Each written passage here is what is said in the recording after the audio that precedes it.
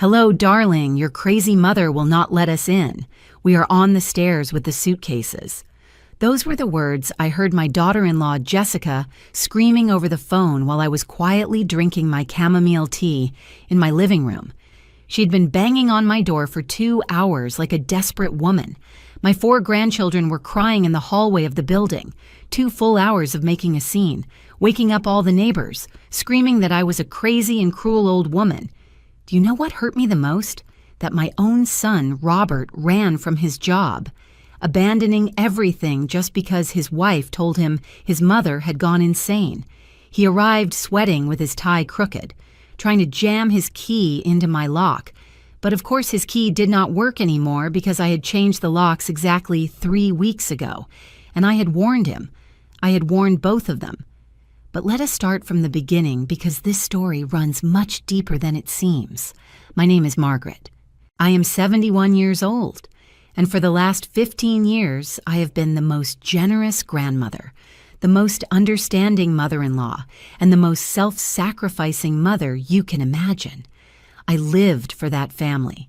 I gave my entire life for them. When Robert married Jessica, I was the first to welcome her with open arms. She was a young, pretty girl, with brown hair always perfectly styled and that red dress she used to wear to family gatherings. She seemed so sweet, so polite. How wrong I was. But naive me thought that finally I would have the daughter I never had. I lent them money for the down payment on their first house, $5,000 from my savings. Money I had saved penny by penny for years working as a secretary in that horrible office where they yelled at me every day. $5,000 that they never paid back. When I asked them, Robert would say, "Mom, you know how things are. Next month we will pay you," and next month never came. Then the grandchildren were born. One after another, 4 little angels who became the center of my universe. I was the one who took care of them when Jessica wanted to go out with her friends. I was the one who bought them clothes, toys, and school supplies. I spent my few dollars on them before spending on myself. My refrigerator was always full for when they came to visit, even if that meant I ate only bread and butter for days. Do you know how much I spent on birthday and Christmas gifts over these years? More than $8,000. $8,000 that came out of my meager pension while they lived in their beautiful house with 2 cars in the garage. But I was happy doing it. I thought that was how a united family was built. Jessica had a habit of calling me when she needed something. "Margaret, can you watch the kids this weekend? Margaret, can you lend us money for school registration? Margaret, can you make your famous cake for the party?" And I always said yes. Always. Because that is what mothers and grandmothers are for, right? But 3 months ago, everything changed. Jessica called me on a Tuesday night with that honeyed voice she used when she wanted something important. "Margaret, I have wonderful news. Robert got a work project in another city, and we are going to be away for exactly 3 months. Can you imagine? 3 full months. My heart rejoiced, thinking that finally my son would have an opportunity to grow professionally. "That is great, my daughter," I told them. But then came the blow. "Oh, Margaret, but we have a little problem. We cannot take the children because changing schools would be too much for them. And you know how little ones are with changes. So we thought, how about they stay with you for these 3 months? 4 children in my 1-bedroom apartment for 3 full months?" "Jessica," I said, "my apartment is very small and I am too old to care for 4 children all day. Besides, my health has not been so good lately." "Good." But she insisted. "Oh, Margaret, please, you are the only one we trust. And the kids love you so much." I ended up agreeing as always, but I gave them one condition. They had to wait until after my gallbladder surgery. Yes, because it turns out I had an important operation scheduled for a month later, something they knew perfectly well. I explained that I would need at least 6 weeks of recovery, that the doctor had told me no exertion and no stress. Jessica told me that was perfect, that she understood completely, that they would wait until I was fully recovered. Even Robert called me to confirm there was no rush, that my health came first. What liars they turned out to be. I had the surgery 5 weeks ago. 5 weeks of pain, of lying in bed, of barely being able to walk to the kitchen.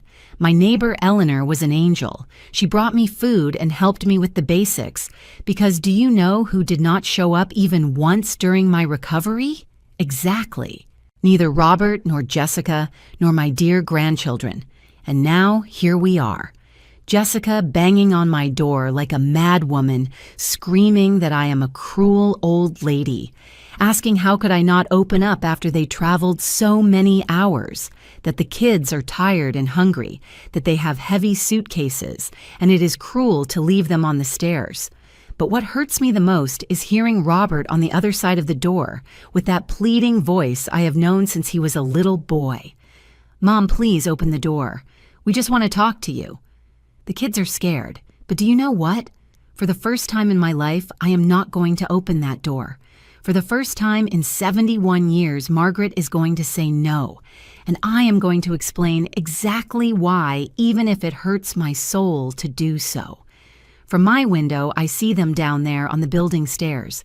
Jessica, with her perfectly combed hair, as always wearing that green dress that suits her so well, carrying a giant suitcase. The 4 children sitting on the steps. The youngest is barely 3 years old and is crying. Robert walks back and forth, running his hands through his hair, desperate because his key does not work. Do you want to know why I changed the locks? Because exactly 1 month ago, when I was still in bed recovering from my surgery, Robert and Jessica came to my apartment. I thought they were finally coming to visit me, to ask how I was, if I needed anything, how naive I was. They walked in as if they owned the place, Robert with his key, and went straight to inspect my apartment. Yes, just as you hear. They went around checking every corner, measuring spaces, moving my furniture. Jessica opened my closets, checked my refrigerator, and even opened the drawers of my dresser. Robert measured the bedrooms with his phone. "What are you doing?" I asked them from my bed still, with the stitches from the surgery hurting me. "Oh, Mom, do not worry," Robert told me. "We are just seeing how to better arrange things when we come with the kids. Jessica needs to know where she is going to put her things." Her things? Was Jessica bringing her things to my apartment? But if it was only for 3 months, why did she need to bring so many things? Jessica explained to me with that fake smile of hers that since they were going to be there so long, she needed to bring her clothes, her beauty products, and some furniture so the kids would be comfortable. Some furniture.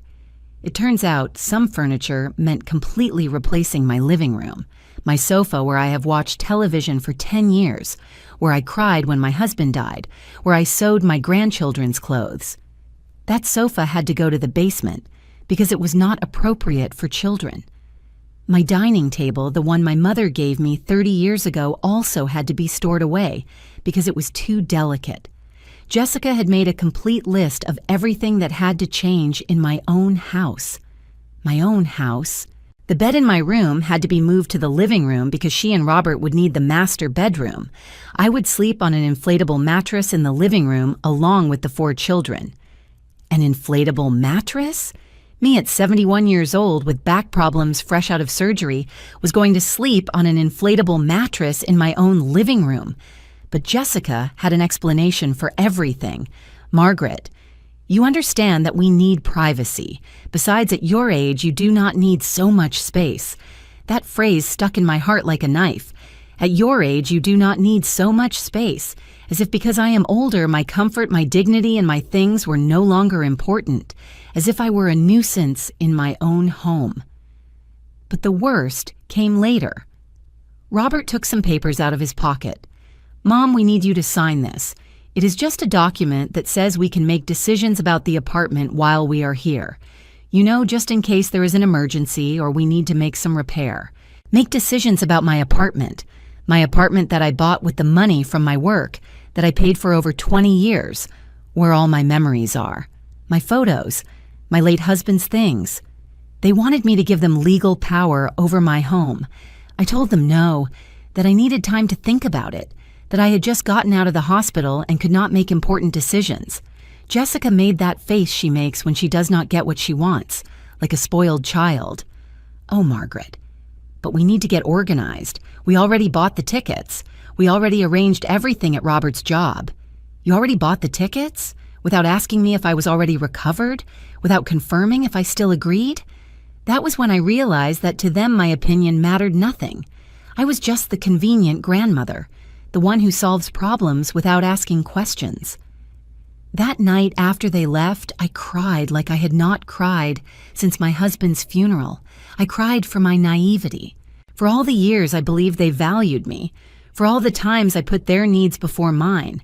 I cried because I realized that for my own son, I was just a free employee.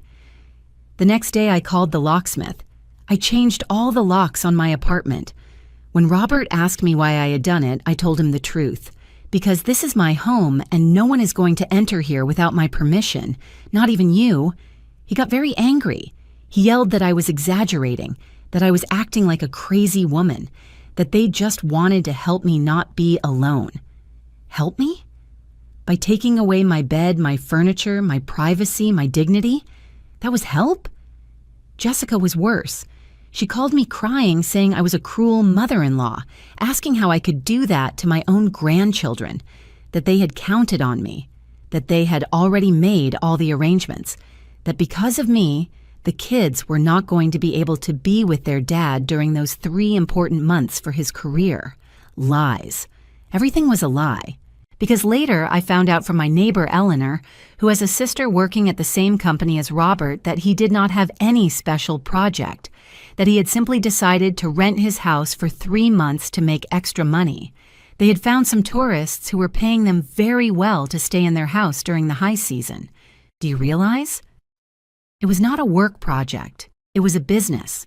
They wanted to make money renting out their house, and I was the perfect solution to avoid spending on a hotel or childcare. I was the free daycare, the unpaid domestic worker, the one who was going to sacrifice her comfort so they could do business.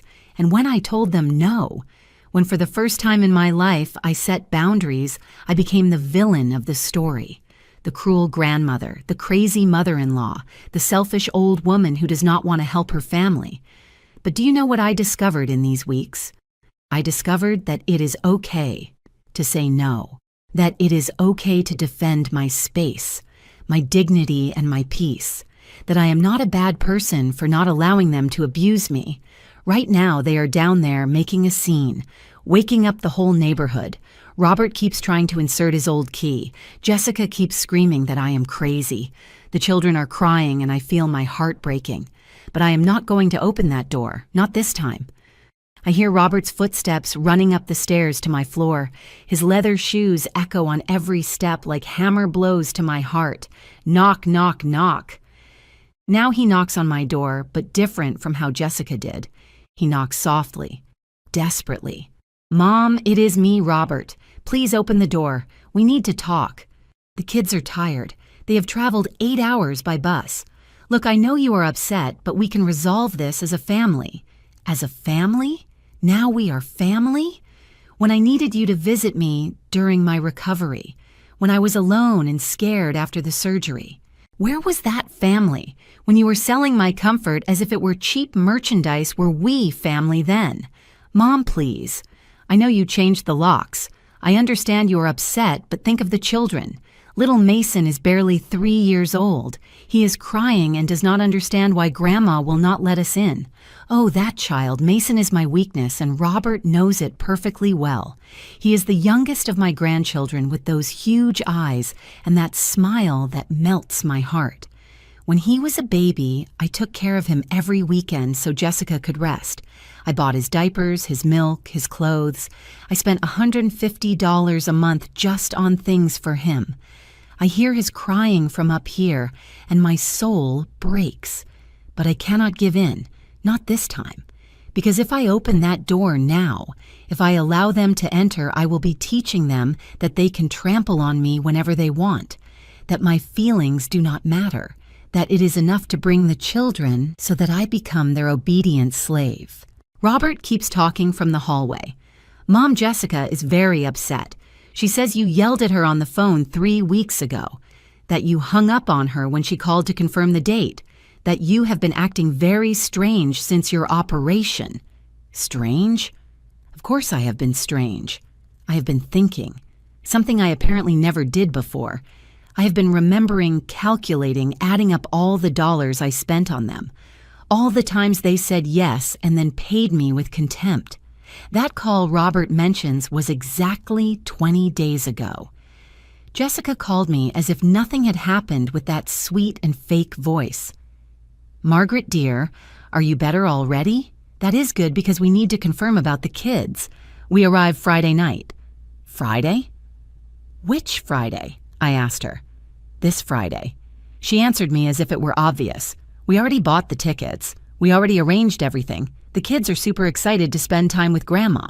I explained that the doctor had told me I needed at least 8 weeks of complete rest, that I was still in a lot of pain, that I could barely carry a shopping bag.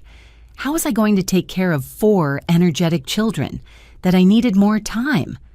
"Oh, Margaret, but everything is already arranged. Besides, you are not going to carry them. They are big now. You just need to be there, feed them, bathe them, help them with homework." Simple things. Simple things? Cooking for 6 people 3 times a day is simple. Washing mountains of dirty clothes is simple. Waking up in the early morning when they have nightmares is simple. All that at 71 years old freshly operated on is simple. I told her no.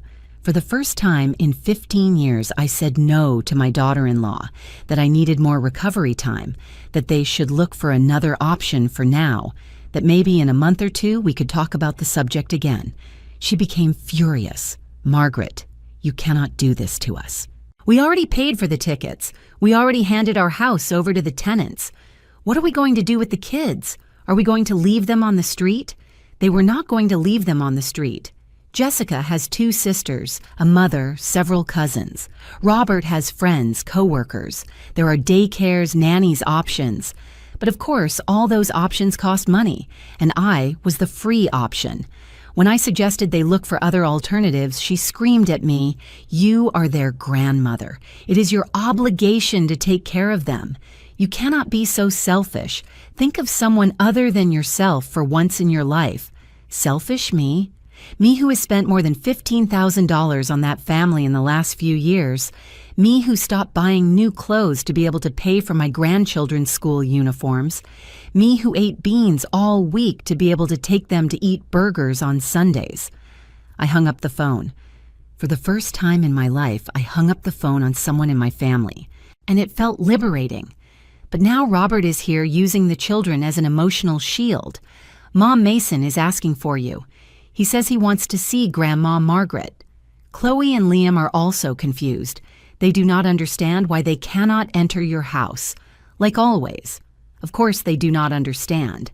Because to them, I have always been the available grandmother, the one who never says no, the one who has candy in her purse and money for ice cream. No one has ever explained to them that Grandma is also a person with feelings, with needs, with boundaries. Mom, please. I am desperate.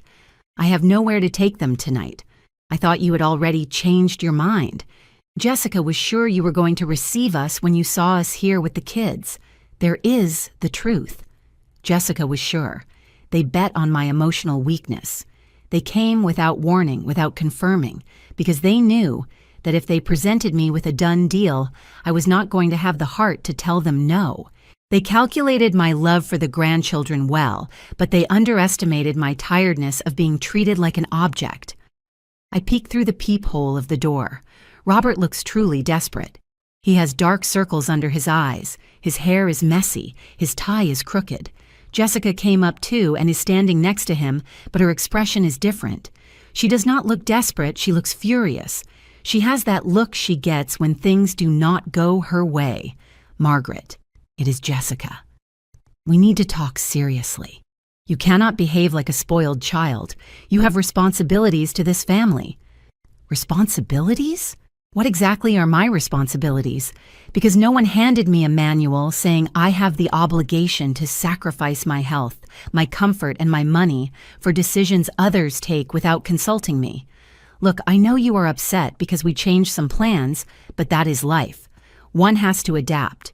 Robert has a very important work opportunity, and you are the only one who can help us.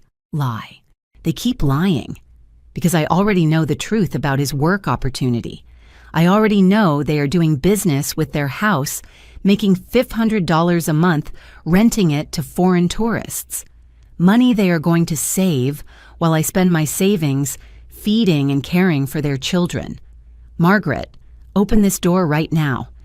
The children are tired, hungry, and scared. If you do not open in 5 minutes, I am going to call the police and tell them an old woman is endangering 4 minors. The police? Is she threatening to call the police on me because I won't open my own house? Because I do not accept being invaded without my consent? Robert tries to calm her down. Jessica, please do not say that. Mom, she does not mean it. We are just desperate. But I know she does mean it. I have known Jessica for 15 years. When she wants something and does not get it the easy way, she uses threats, blackmail, emotional manipulation. And now that I dared to defy her, she's going to bring out all her artillery. From my window, I see a small group of neighbors forming in the courtyard of the building. Mrs. Higgins from the second floor is leaning out on her balcony, watching the whole scene. Mr. Henderson from the first floor came out with his dog and stood there pretending he is not watching anything, but listening to every word Robert and Jessica are screaming. And there is my guardian angel. Eleanor, my neighbor from the apartment next door, comes out of her door and walks directly to where the children are sitting on the stairs. Eleanor's 68 years old. She's a widow like me. And during these weeks of my recovery, she became the sister I never had. What is going on here? She asks Robert with that firm voice she has when something does not seem right to her. The children are crying. They are making a racket in the whole building. Can't you see there are people trying to rest? Robert looks at her with desperation. Eleanor, thank God you appeared. My mom changed the locks and won't let us in. I need you to help me convince her. The kids have nowhere to sleep tonight. Eleanor looks up towards my window and I make a discreet sign to her. She understands immediately. Eleanor is the only person who knows the whole truth about what happened these weeks. She was a witness to my pain, my crying, my despair, when I realized how they were using me. Ah, so you changed the locks, Margaret? She says out loud so everyone hears. How interesting. And why would a lady as gentle as Margaret have done that? Jessica approaches Eleanor with that fake smile she uses when she wants to win someone over. Eleanor, you know her well. You know Margaret sometimes gets a little difficult. Since her operation, she has been very weird, very paranoid. We just want to stay a few months while Robert works. A few months, says Eleanor, raising an eyebrow. And did Margaret agree to that? Because last week she told me a very different story. Robert gets nervous. What story? Mom sometimes exaggerates things. You know how older people are. Older people? Eleanor looks offended. Look, young man, I am also an older person, and I assure you my mind works perfectly well, and Margaret's too. In fact, she told me something very interesting about you too. Jessica turns pale. What? What did she tell you? Eleanor smiles, but it is not a kind smile. It is the smile of someone who is about to drop a bomb. She told me you wanted her to sign papers to give you control of her apartment, that you wanted to take away her furniture, her bed, put her to sleep on an inflatable mattress in the living room. Is that true? Robert tries to explain himself. No, it is not like that. We just wanted to organize ourselves better, make some temporary adjustments so we would all be comfortable. All comfortable, says Eleanor, getting louder. Was Margaret going to be comfortable sleeping on the floor of her own living room? At 71 years old, freshly operated on, was she going to be comfortable? The neighbors, who were pretending not to listen, now come closer. Mrs. Higgins comes down from her apartment. Mr. Henderson leaves his dog and joins the group. Now we are a public spectacle, exactly what Jessica wanted to avoid. Besides, continues Eleanor, she told me you already rented your house for 3 months, that this is no work project, but a business, that you are going to make $1,500 a month while Margaret spends her savings taking care of your children. Is that true? Asks Mrs. Higgins with a scandalized face. Are you going to make money while poor Margaret sacrifices herself? Jessica is furious now. That is none of your business. These are family problems, and Eleanor shouldn't get involved in what doesn't concern her. I don't care, says Eleanor, raising her voice. Of course I care. Margaret is my friend, my neighbor. During her recovery, I saw her cry every night. I saw her worried, scared, feeling her own family had abandoned her.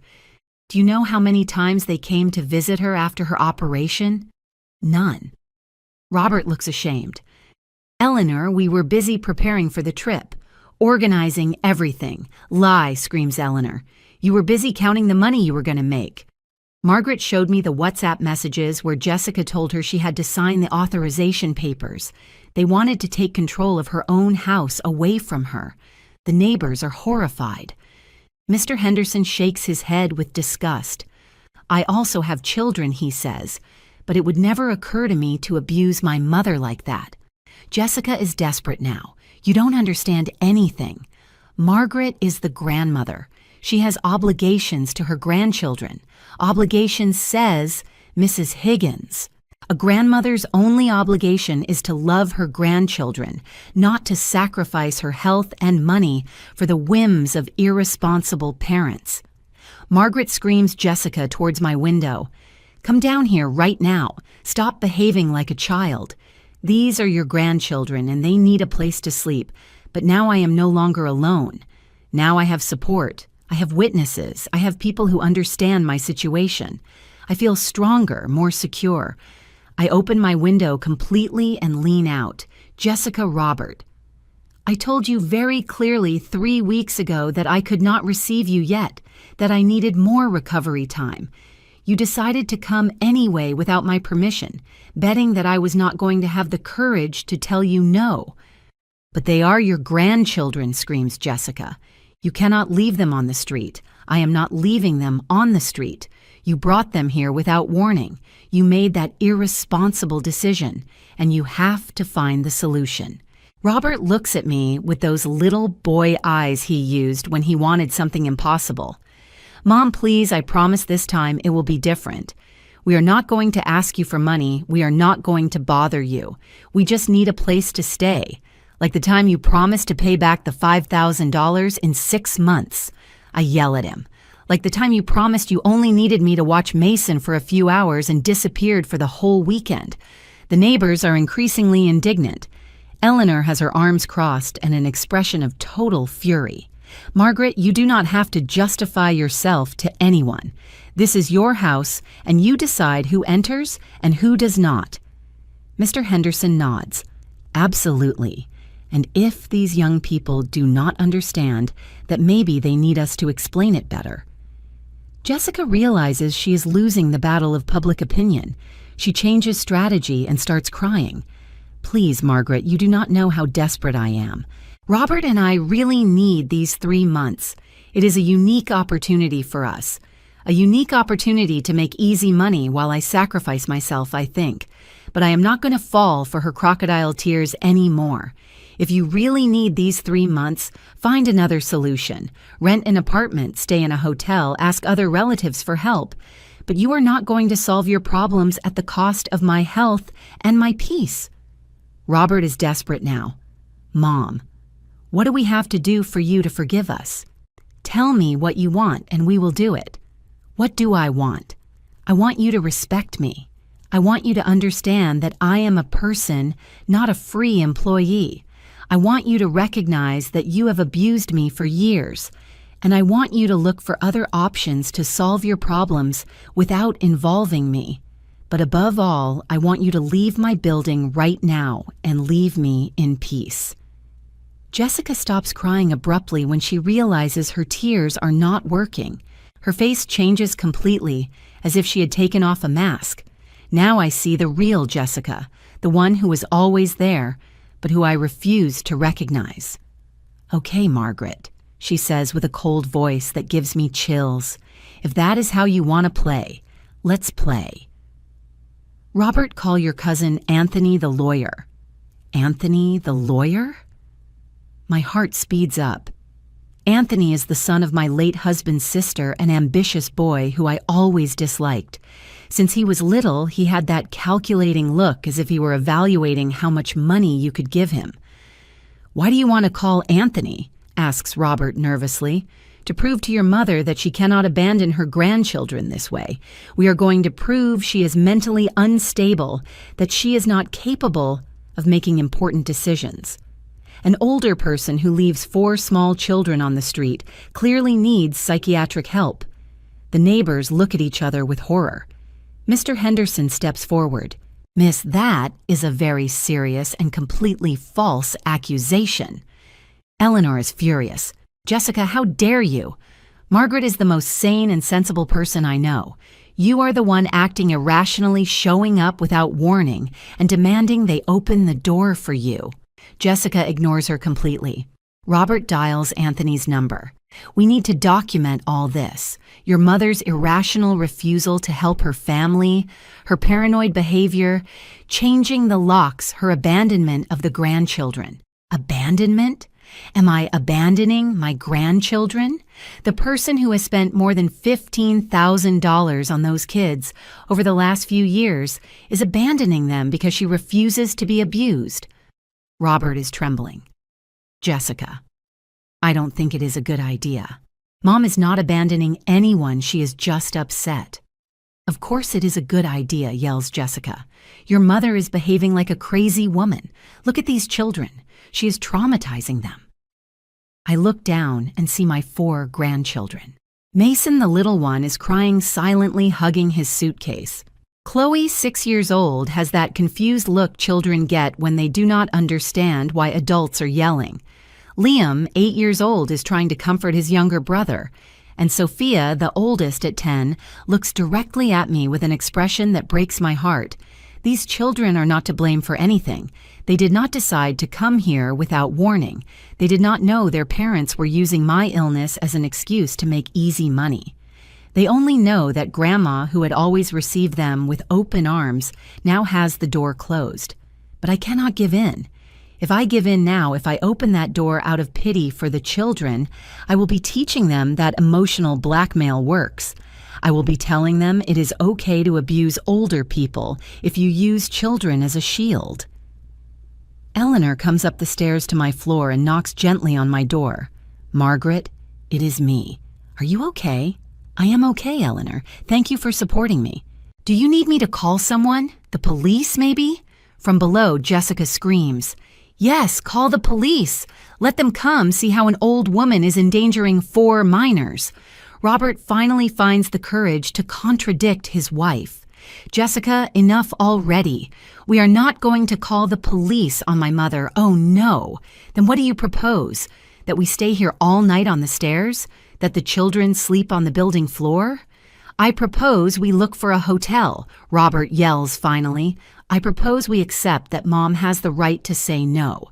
I propose we stop behaving as if she owed us something." I lose my breath. Did Robert really just defend me? Is my son finally seeing what his wife has been doing to his mother for all these years? Jessica looks at him as if he had slapped her. "A hotel? With what money are we going to pay for a hotel for 3 months? Are you crazy? With the money you are going to make renting your house," says Eleanor from my door. $1,500 a month. Isn't that right? Jessica turns red with fury. That is not enough. After paying taxes and commissions, we are left with barely $1,000 a month. We cannot pay for hotel and food and childcare with that. There is the truth.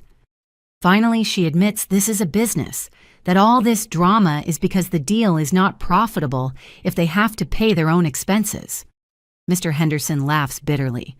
"Then maybe you shouldn't have made this business deal if you couldn't afford the consequences." Mrs. Higgins nods. "Exactly. No one forced you to rent your house. It was your decision, and decisions have consequences. Jessica is losing control completely. You don't understand anything. Margaret has a moral obligation to help her family. Grandparents exist for that. For that, I yell from my window. Grandparents exist to be exploited, to sacrifice our health and our money so you can do business. Is that my only function in this family? Yes, screams Jessica without thinking. Exactly for that. The silence that follows is deafening. Even the children stop crying. The neighbors look at her horrified. Robert covers his face with his hands. Jessica realizes what she just said, but it is already too late. The words are there, floating in the air like a full confession of what she really thinks of me.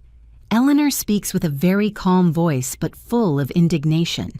Margaret, did you hear that? Did you hear what she really thinks of you? I heard it. And I think everyone heard it. Mr. Henderson shakes his head in disgust. Mrs. Jessica, you just demonstrated exactly why Mrs. Margaret is right not to open her door to you. Mrs. Higgins is indignant. What a shame. Speaking like that to the grandmother of your children. My mother would be rolling in her grave if any of us had spoken to her like that. Robert finally lifts his head. Jessica, how could you say that? How could you speak to my mother like that? I told the truth. Jessica yells. The truth everyone knows, but no one dares to say. Grandmothers are there to take care of grandchildren and help their children. That is what they were had for. That is what they were had for. As if I had been a breeding machine whose only purpose was to serve future generations. As if my feelings, my needs, my dignity mattered nothing. Robert is crying now. Mom, I don't think that. Please believe me that I don't think that. I know, Robert, I know you don't think that. But you have allowed your wife to treat me as if she thought that. You have allowed her to use me as a free employee for 15 years. Jessica is furious because she realizes she is losing Robert too. Robert, do not take her side. We are your wife and children. We are your priority. Robert looks at her with an expression I had never seen on him. Jessica, my mother, is also my family. And you just admitted you see her as an object to use when it suits us. Exactly, says Eleanor. And Margaret has every right to protect herself from that abuse. The children are watching all this. They are watching how their mother screams that their grandmother only exists to serve them. They are learning that older people do not deserve respect, that family is something used when convenient. And for the first time in my life, I do not feel guilty for defending myself. Suddenly, I hear fast footsteps coming up the stairs. A male voice I recognize immediately. Anthony. Robert really called him. My heart speeds up because I know Anthony is not coming as a concerned relative. He comes as a lawyer with very clear intentions. Where is the emergency? Asks Anthony, arriving at the second floor with his briefcase in hand and that fake smile that has always given me chills. Ah, Aunt Margaret, what is going on here? Aunt Margaret. He hasn't called me in 100 years, only when he wants something. The last time was 2 years ago when he asked me to lend him $3,000 for a business that never prospered. Money that, of course, he never paid back. Jessica approaches him immediately. Anthony, thanks for coming so fast. We need your professional help. Margaret is acting irrationally, putting the children in danger. Eleanor goes down the stairs and plants herself in front of Anthony. And you? I am Anthony Rivera, lawyer and relative of Mrs. Margaret. May I ask who you are? I am Eleanor, neighbor and friend of Margaret, and witness to everything that has been happening here. Anthony takes a notebook out of his briefcase. Perfect. Then you can testify about my aunt's erratic behavior. Have you noticed changes in her personality lately? Episodes of confusion, paranoia, aggression? Eleanor laughs, but it is not a happy laugh. Erratic behavior? The only erratic thing I have seen is a 71-year-old lady defending her dignity against a family that wants to abuse her. Anthony ignores her response and addresses Robert. Cousin, explain to me exactly what is happening. Why won't your mother allow you into her house? Robert looks uncomfortable. Anthony, maybe this is not necessary. Mom has her reasons to be upset. Her reasons? Jessica interrupts immediately. Her reasons are that she has gone crazy. She changed the locks without warning. She is leaving us on the street with 4 small children. Anthony writes something in his notebook. Interesting. Sudden change of locks. Refusal to allow entry to direct relatives. Lack of consideration for the welfare of minors. That is a lie, screams Eleanor. Margaret changed the locks because they wanted to take away her bed. Her furniture put her to sleep on the floor of her own house. Anthony looks at her as if she were crazy. Madam, please do not interfere with my professional evaluation. Professional evaluation? Mr. Henderson approaches. Young man, you are not a doctor or a psychiatrist. You are a lawyer. With what authority are you evaluating someone's mental health? Anthony stiffens. I have experience in cases of older adults with cognitive deterioration, and what I am seeing here are clear signs that my aunt needs professional help. From my window, I scream, Anthony, what signs? The sign that I refuse to be abused? The sign that I defend my house from invaders? Aunt Margaret, come down so we can talk in a civilized manner. Your behavior is scaring the children. I am not coming down. And the ones scaring the children are you with your screaming and threats. Anthony sighs theatrically. Aunt, your refusal to cooperate only confirms my suspicions. A rational person would want to resolve this situation for the sake of the grandchildren. A rational person? A rational person would allow herself to be turned into a free servant in her own home, have her bed, her privacy, her dignity stolen? Eleanor is furious. Mr. Lawyer, before you continue defaming my friend, you should know all the facts. Did you know these two rented their house to make money? That they came here without permission after Margaret clearly told them she could not receive them? Anthony seems surprised for a moment but recovers quickly. That is irrelevant. What is relevant is that there are 4 minors in a situation of helplessness because their grandmother irrationally refuses to provide them shelter. They are not helpless. I yell, they have parents who made irresponsible decisions and now want me to pay the consequences. Mrs. Higgins nods vigorously. Exactly. The children have parents perfectly capable of finding them a hotel. Anthony looks at her with disdain. Madam, please, we are talking about a serious legal matter. We do not need the opinion of what? Mr. Henderson looks offended. The opinion of respectable neighbors who know the situation better than you? Anthony is realizing he does not have the support he expected. He changes tactics. Aunt Margaret, be reasonable. We just want what is best for you. If you are going through a difficult emotional moment, there are professionals who can help you. Professionals? You mean the doctors who are going to declare I am crazy so you can seize my apartment? No one wants to seize your apartment, Aunt. We just want to make sure you are making sensible decisions. Eleanor laughs bitterly. What a coincidence that they want to make sure of that just now that Margaret refused to be their free employee. Anthony is getting nervous. Madam, I ask you not to interfere with... I interfere wherever I please, screams Eleanor. This is my house, too, and I am not going to allow you to abuse my friend. Robert finally speaks with a tired voice. Anthony. I think this was a mistake. My mom is not crazy. She is just hurt. And she is right to be. Jessica glares at him. Robert, you cannot take her side now. I am not taking anyone's side. I am recognizing that we have treated my mother badly. Anthony sees he is losing control of the situation. Robert, think carefully.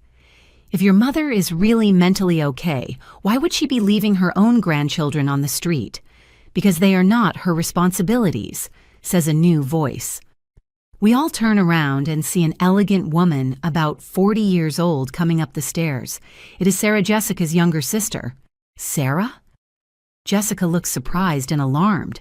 What are you doing here? I came because Robert called me desperate asking for help, and when I arrived downstairs and heard the screaming, I decided to come up to see what exactly was happening. Sarah looks around, evaluating the scene. Her sister screaming, the children crying, the neighbors, indignant Anthony with his notebook as if he were going to arrest someone. Jessica, what the hell are you doing? She asks with a cold voice. I am defending my family. Margaret refuses to take care of her grandchildren. Sarah approaches the children and hugs them. Poor things, how long have you been here on these stairs? 2 hours, says Sophia the oldest with a trembling voice. 2 hours? Sarah looks at her sister with horror. You have kept these children on the stairs for 2 hours, screaming. It is Margaret's fault. She won't let us in. Sarah looks towards my window. Mrs. Margaret, excuse my sister's behavior. May I ask why you cannot receive them? Finally, someone asks instead of assuming. Sarah, I came from a surgery 5 weeks ago. I need rest. I told them I could not receive them yet, but they came without warning. Sarah nods understandingly. And is it true they rented their house? Yes, it is true. For $1,500 a month. Sarah turns to Jessica with an expression of total fury. You rented the house and wanted to leave the kids with a lady freshly operated on? Seriously. Jessica looks trapped now that her own sister is here. Sarah, you don't understand the full situation. Margaret has always taken care of the kids. It is like her second nature. Her second nature, Sarah is increasingly indignant. Since when is caring for 4 kids the second nature of a 71-year-old lady freshly operated on? Anthony tries to intervene. Excuse me, miss, but this is a legal matter now. I am evaluating my aunt's mental capacity. Sarah looks at him as if he were an insect. You are whose lawyer, exactly? Jessica's? Robert's? Or are you here as a concerned relative? I am here because I worry about the welfare of my aunt and these children. Your aunt is perfectly fine. The only ones creating a problem are you showing up without warning and demanding entry to someone else's house. It is not someone else's house, says Jessica, desperate. It is their grandmother's house. Their grandmother's house corrects Sarah, not your house. She has every right to decide who enters and when. Eleanor smiles for the first time all night. Finally, someone with common sense. Sarah kneels in front of the children. Babies, did you know Grandma Margaret had just gotten out of the hospital? Sophia, the oldest, nods. Yes, Mom told us Grandma was sick, but that she was better now. And did she explain why you were going to stay with her for so long? No, says Liam, the 8-year-old. She just told us we were going to spend time with Grandma while Dad worked. Sarah looks at Jessica with fire in her eyes. You lied to them? You made them believe this was a vacation? I didn't lie to them. I just told them what was necessary so they wouldn't worry. What was necessary? Sarah is furious. What was necessary was not telling them they were going to live in their grandmother's house for 3 months while you made money. Anthony tries to regain control. Miss, please do not complicate the situation further. The important thing now is to resolve where these children are going to sleep. That is easy, says Sarah, standing up. At my house. At your house. Jessica looks alarmed. Sarah, you have your own life, your job. Exactly, I have my own life and my own job. But unlike you, I am not going to leave 4 children on the stairs of a building. Sarah takes out her phone. I am going to call a large taxi. Kids, pick up your things. You are coming with me tonight. No. Jessica intervenes. You cannot take my children. Oh no. Do you prefer they sleep on the street? Robert finally reacts. Jessica accepts Sarah's help. The children need a safe place to sleep, but Jessica is losing total control. This was not the plan. The plan was for Margaret to take care of them. That is what grandmothers are for. Sarah looks at her with disgust. The plan was to exploit an older lady freshly operated on so you could make easy money. Eleanor applauds. Bravo! Finally, someone says it like it is. Anthony realizes his strategy is not working. Aunt Margaret, come down, please. We can reach a civilized agreement. There is nothing to agree on. Anthony. And stop calling me aunt as if we were close family. You only look for me when you need something. The neighbors laugh. Mr. Henderson nods. Mrs. Margaret, stand firm. Do not let yourself be manipulated. Mrs. Higgins shouts from her balcony. Margaret, the whole block is on your side. Do not give in. Sarah is organizing the children. Come on, little ones. Pick up your suitcases. At Aunt Sarah's house, there are comfortable beds, and tomorrow we will have pancakes for breakfast. The children, tired of the drama, start picking up their things obediently. But Mason, the smallest, breaks loose from Sarah's hand and runs toward the stairs. Grandma Margaret. Grandma Margaret. He yells with his little voice, "I want to see Grandma." My heart breaks. That little boy understands nothing of what is happening. He only knows that his grandmother, who always receives him with candy and hugs, now won't open the door for him. "Mason." "Love." I yell to him from the window. "Grandma loves you very much, but she cannot receive you right now. Aunt Sarah is going to take very good care of you. Why can't you, Grandma? Are you mad at us?" Tears escape me. "I am not mad at you, my love. I could never be mad at you. Grandma just needs to rest a little more." Sarah takes Mason in her arms. "Little one?" Grandma Margaret was very sick. The doctors said she needs lots of rest to get better. Like when I had the flu and couldn't go to the park. Exactly like when you had the flu. Sometimes we need time to heal. Jessica is desperate, seeing she is losing the children too. "Sarah, you cannot take them. They are my children. And you are their mother," says Sarah firmly. "That is why it is your responsibility to find them a safe place to sleep, not leave them crying on some stairs." The taxi arrives and honks. Sarah carries Mason and takes Chloe's hand. "Robert, help me with the suitcases." Robert obeys in silence. He looks ashamed, defeated. When he is loading the suitcases into the taxi, he looks up at me. "Mom, forgive me. You are right about everything. I didn't know how badly we have treated you. I know, Robert, but knowing is not enough. I need you to change things. I will. I promise you, I will." Jessica approaches the taxi desperate. "Robert, we cannot stay at my sister's house. We have to find another solution. The solution was respecting my mother's decision from the beginning," says Robert with a tired voice. "But you preferred to bet on her kindness." Anthony puts away his notebook, frustrated. "Aunt Margaret, this does not end here. I am going to be watching your welfare."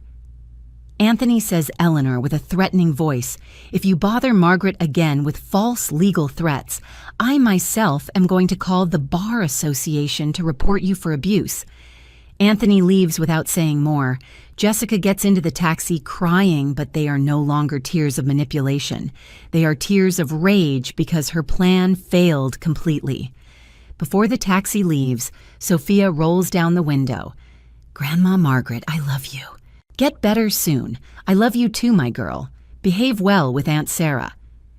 The taxi pulls away, and finally there is silence in my building.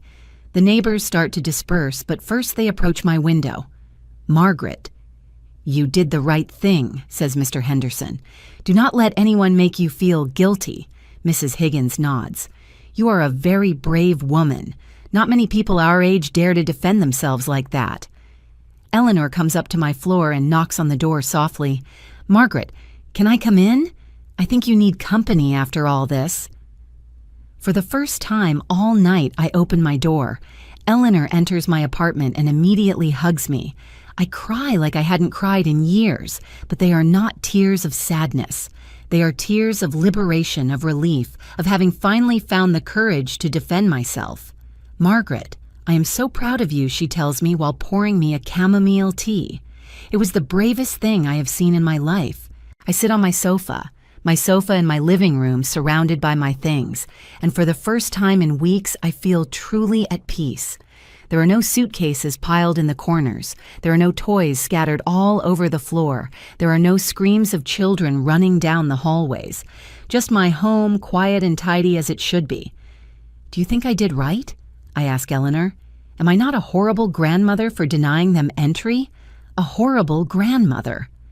Eleanor almost spits out her tea, laughing. "Margaret, you are the most generous grandmother I know.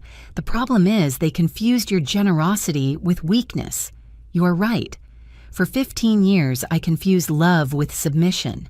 I thought loving my family meant saying yes to everything, sacrificing myself without limits, putting their needs always before mine. But that was not love. It was self-destruction." My phone rings. It is a message from Sarah. Mrs. Margaret, the children are fine. They ate dinner, bathed, and are already sleeping. Tomorrow we will talk calmly about all this. Thank you for teaching us that one can defend oneself with dignity. I show the message to Eleanor and we both smile. Sarah turned out to be the angel I did not expect, the sensible person in the middle of chaos. Another notification on my phone. This time it is Robert. Mom, I am in a hotel near Sarah's house. Jessica is furious with me. She says I am a traitor for not supporting her. But you were right about everything. I ask your forgiveness for all these years. Tomorrow I want to go talk to you, just me, so you can explain to me how to fix this. I show it to Eleanor too. She nods approvingly. At least your son is starting to wake up.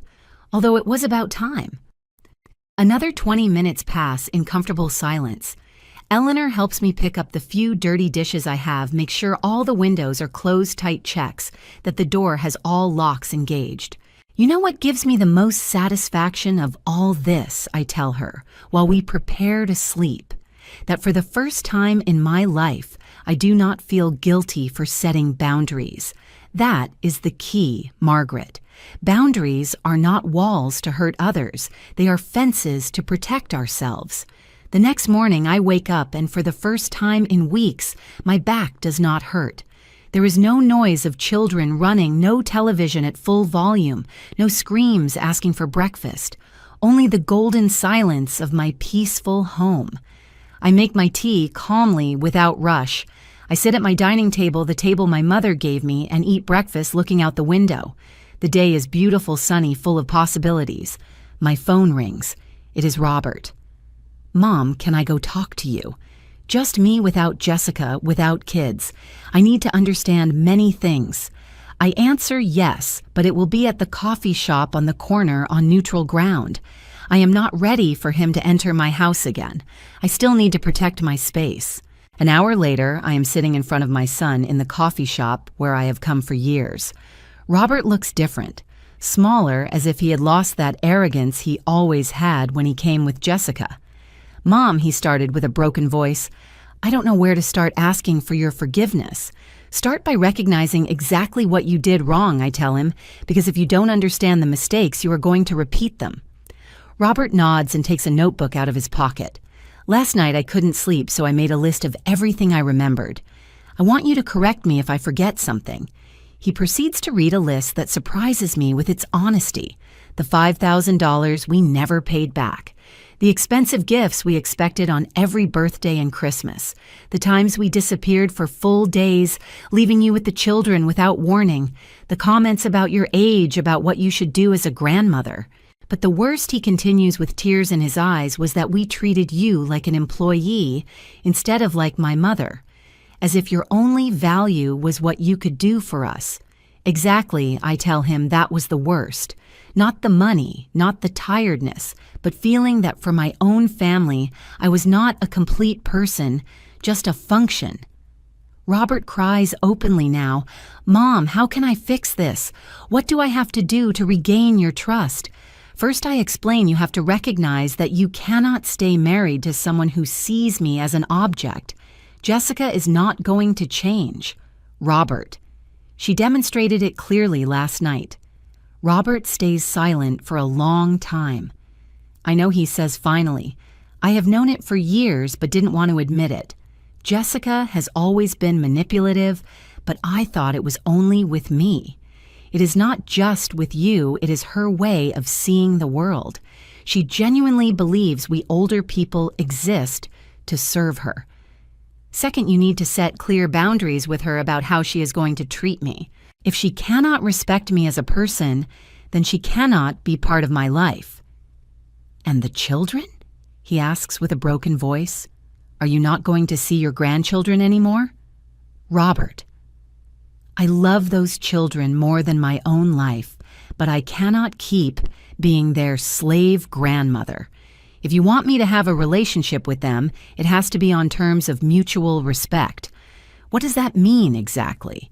It means visits are scheduled in advance, that no one shows up without warning, demanding I take care of them. It means if you need a babysitter, you ask me with respect if I can and accept my answer whether it is yes or no. It means I am not your free childcare employee. Robert nods. I understand. Anything else? Yes, I want you to pay me the $5,000 you owe me.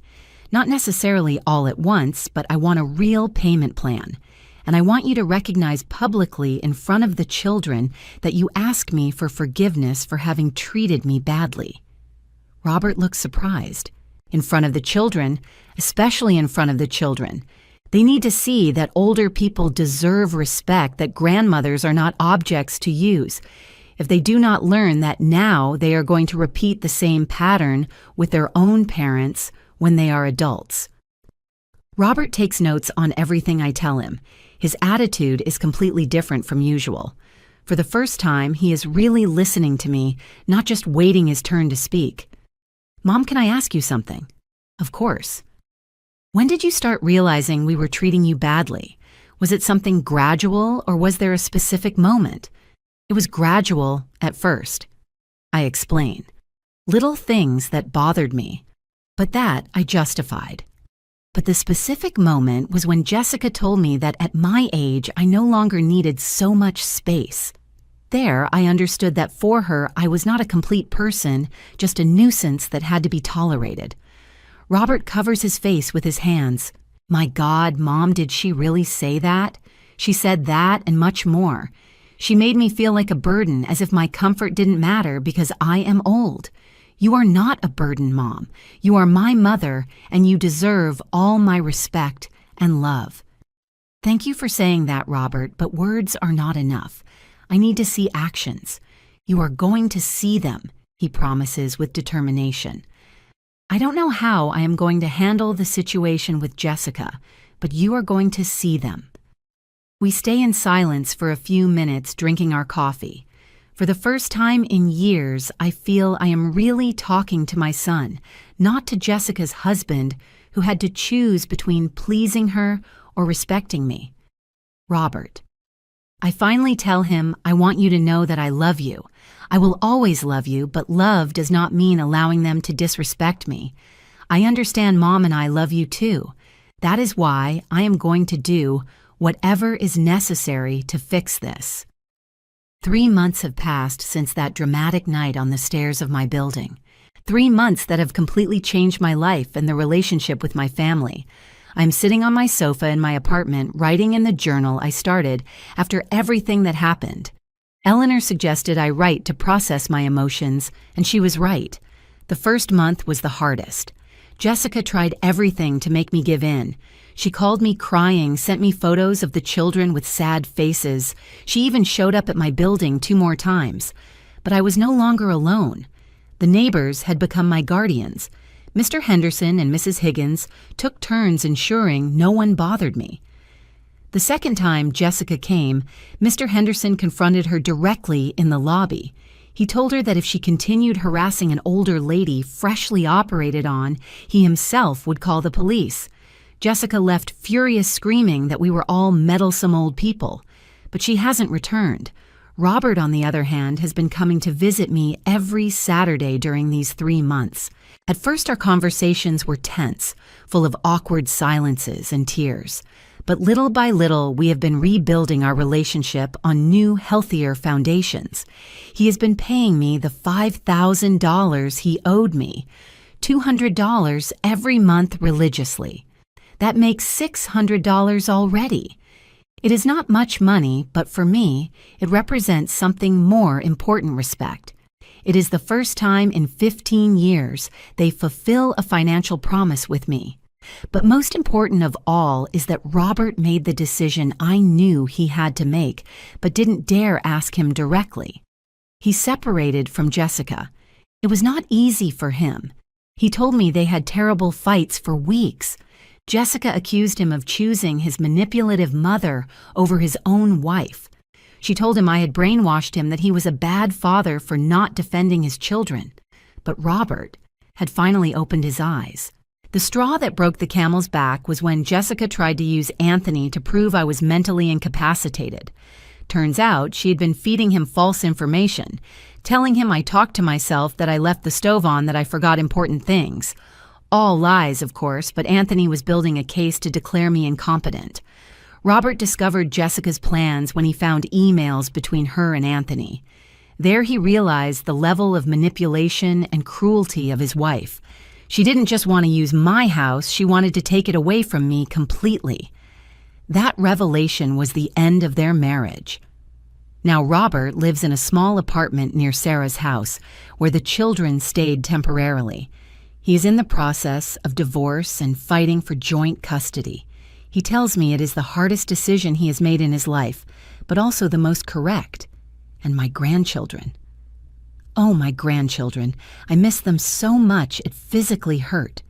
But Robert kept his promise. A month ago, he brought me to visit them one by one to explain what had happened. Sophia, the oldest, was the first. At 10 years old, she is very smart and understood immediately. Grandma Margaret, she told me, Mom always said you had to do whatever she wanted because you were our grandmother. But you are also a person, right?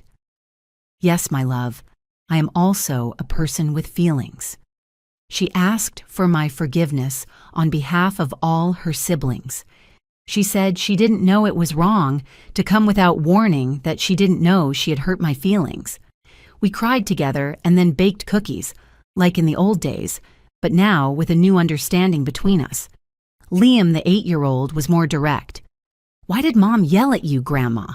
Why did she say you were mean? I explained to him, with words appropriate for his age, that sometimes adults behave badly when they do not get what they want, that yelling is not okay, no matter how upset we are. Chloe, 6 years old, asked me if I didn't love them anymore. I assured her I love them just as always, but that now we have new rules for visiting each other, rules that protect us all. And Mason, my little 3-year-old, simply climbed onto my lap and said, Grandma, are you not sick anymore? Can we play now? Yes, my love, we can play now. Now I see them every 2 weeks on Saturday afternoons. Robert brings them after lunch, and they stay until 6. They are scheduled respectful visits full of love but also clear boundaries. The children have learned that Grandma Margaret loves them but also has rules that must be respected. I no longer bring expensive gifts nor spend money I don't have on them. Instead, we do activities together, cook play cards, watch movies. I have taught them that love is not measured in dollars spent, but in quality time shared. Jessica tried to sabotage these visits at first. She told the children I was mean, that I didn't love them, that their dad had abandoned her because of the crazy grandmother. But the children don't believe her anymore. They have seen the difference between the calm and loving visits with me and the constant dramas of their mother. Last week, I received an unexpected call. It was Sarah, Jessica's sister. Mrs. Margaret, she told me I wanted to thank you for what you did that night. Thank me? Why? Because you taught us all that it is okay to say no, that it is okay to defend oneself, that love does not mean allowing oneself to be abused. She told me that after seeing how I defended myself, she also set boundaries with Jessica. She told her she could help her with the children temporarily, but wasn't going to allow her to treat her like a free employee. That if she wanted help, it had to be with respect and gratitude. She also told me that other relatives had started defending themselves from Jessica. Apparently, I wasn't the only one she manipulated and exploited. It was a pattern that had been coming for years, but no one had dared to confront her until they saw me do it. Robert confirmed this information. He told me Jessica's family was in shock because for the first time, someone hadn't given in to her manipulations, that I had been like an example that it was possible to defend oneself. It wasn't my intention to become an example for anyone. I just wanted to protect my dignity and my health. But apparently, when an older person defends herself firmly, she inspires others to do the same. Anthony, by the way, faced consequences for his false legal threats. Eleanor kept her promise and reported him to the Bar Association. He was officially reprimanded for attempting to intimidate an older person with unfounded legal procedures. He doesn't dare even greet me when we meet on the street anymore. Now, 3 months later, I can honestly say I am happier than I have been in years. My apartment is my sanctuary again. I have quiet routines no one interrupts. I read books. I watch my favorite shows. I cook for myself without rushing. Eleanor and I have become best friends. We drink tea together every afternoon. We share books. We go to the market on Wednesdays. I have a rich social life that does not depend on being anyone's helpful grandmother. My neighbors treat me with new respect. Mr. Henderson tells me I am the bravest woman he knows. Mrs. Higgins tells me her own family problems and asks for advice. I have become, without wanting to, a sort of counselor for older people who are being abused by their families. And my finances. For the first time in years, my finances are stable. I don't spend fortunes on unnecessary gifts. I don't lend money they won't pay back. I don't pay expenses for others. With the pension I receive and Robert's monthly payments, I can live comfortably without financial stress. But most important of all is that I have recovered my dignity. I no longer feel like an employee in my own life. I no longer accept disrespect for fear of losing my family's love. I have learned that true love does not require abusive sacrifices. This morning, Robert brought me a letter from Sophia, my oldest granddaughter. It says, "Dear Grandma Margaret, thanks for teaching us that grandmothers are also important people. When I grow up, I am going to treat my grandmother like you deserve to be treated. I love you very much. Sophia." I cried when I read that letter.